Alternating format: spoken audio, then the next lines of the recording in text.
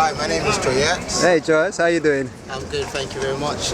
This is basically my business. Me and my partner designing stuff together. Etia Design itself, the name basically means love. So basically it's like our names together, put together, and that's how we created Etia. Nice.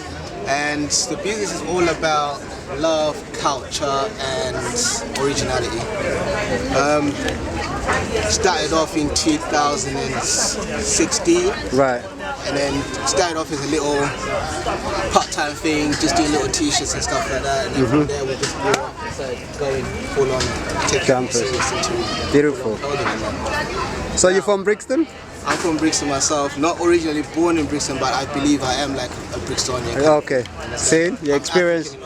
Right. Where are you from originally? Zimbabwe. Zimbabwe, nice. So what do you think of gun violence, or just generally violence in our communities, and what solution do you think that might be available? Government can push it, man. I think the main problem is, first of all, is that the young youth themselves are not being given the right truths and being given the right solutions with anything. Right. So they have too much time on their hands. And I think the one way that we could actually get people together is starting off with little events, for example. You know, how many community centers do you know in Brixton right now that are actually doing stuff? Right. Not that many. So if you started off with doing stuff like that, and also the fact that you need to listen to the kids.